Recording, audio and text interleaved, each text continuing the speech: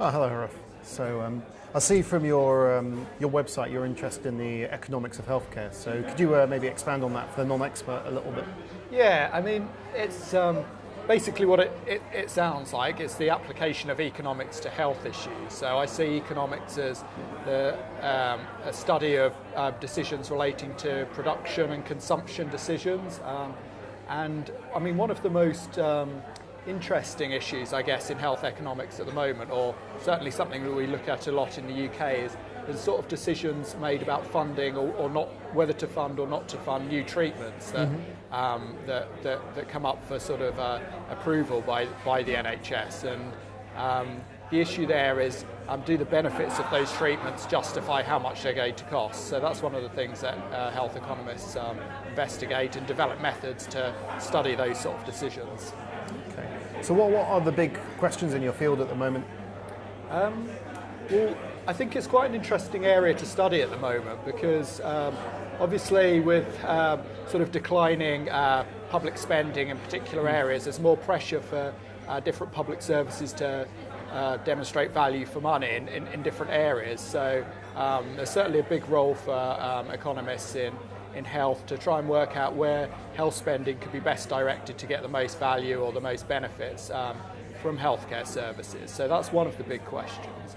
Also, we've got an ageing population at the moment. So a lot of so the emphasis in terms of the delivery of healthcare services is shifting from sort of trying to improve the quality of life for people that are living longer and not necessarily saving lives, but and preventing diseases, which were the big challenges for healthcare systems maybe 50 or 60 years ago, but basically looking after people as they age, and maybe more of a focus on some of the social services and some of the services provided for older people. So I guess they're two of the big issues at the moment in the subject.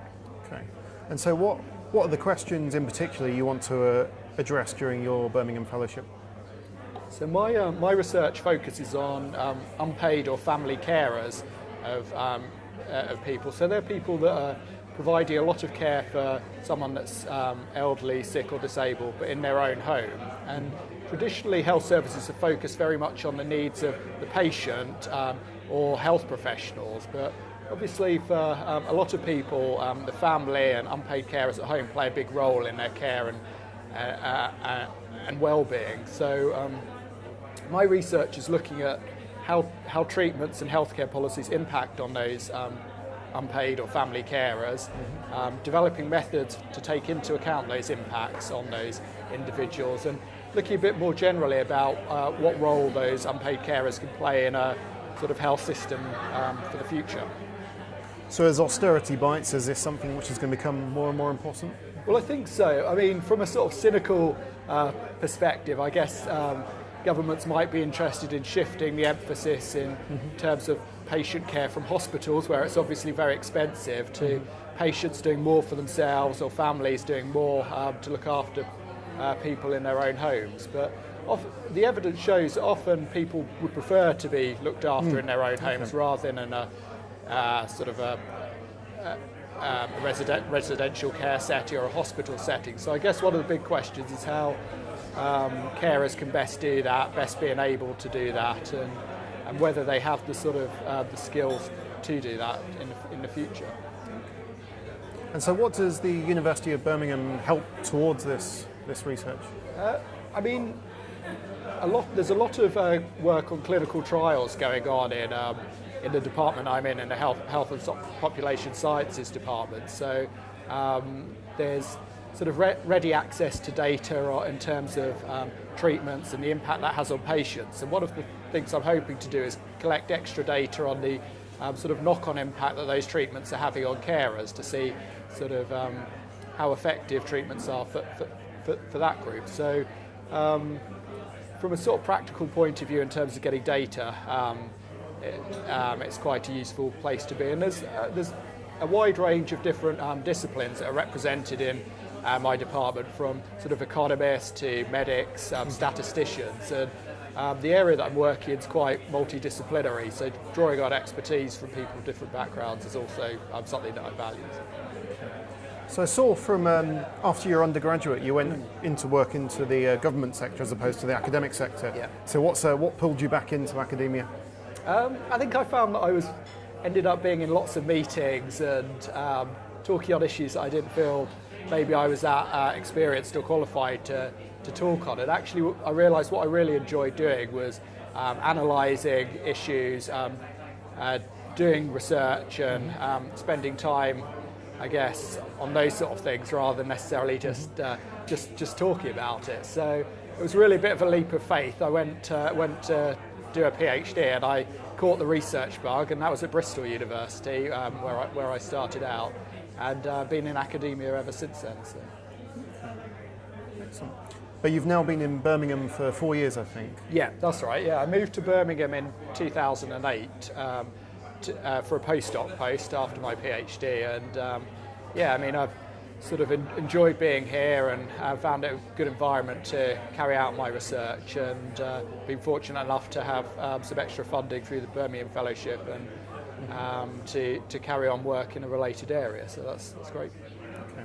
So I'm new to Birmingham myself. So Okay. what's the city like? It's good. I mean, I think in the past it's maybe got a bit of a bad press, but I think it's a great place in terms of going out. There's always lots of things going on. It's one of the biggest cities in the country, so if you're interested in going to gigs, music, or eating out, it's pretty good. There's lots of parks, so it's quite a green city, contrary to popular perception, and being quite centrally based, it's easy to get around. So if you do find yourself wanting to leave, you can hop on a plane or a train pretty quickly and get around the city. So yeah, I've been quite happy here. Excellent. And so, what would, in your elevator position now, what would your advice be to future researchers? Or researchers in waiting, I guess I should say.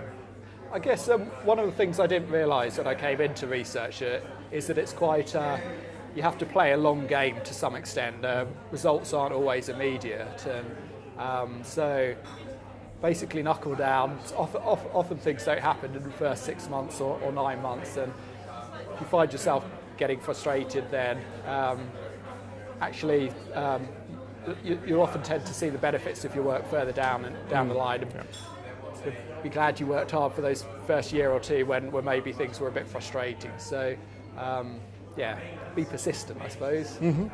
And you think this is something the fellowship with the 5 years is? Yeah, I mean, I think the fact that it's 5 years is great because it takes you away from what can often happen on research contracts, where you get stuck on lots of 1 or 2 year contracts, and it's very hard to do the sort of work that can deliver results 3 or 4 years down the line, and do the sort of longer term work, maybe involving a bit more creative thinking. That is the sort of thing we should be doing more of in research if we want to be expanding knowledge and ideas in our particular sectors. So to have 5 years where I've got the security of funding and a supportive network, it's great for, I think, making a real contribution in your discipline and having a chance to be a bit more independent as well.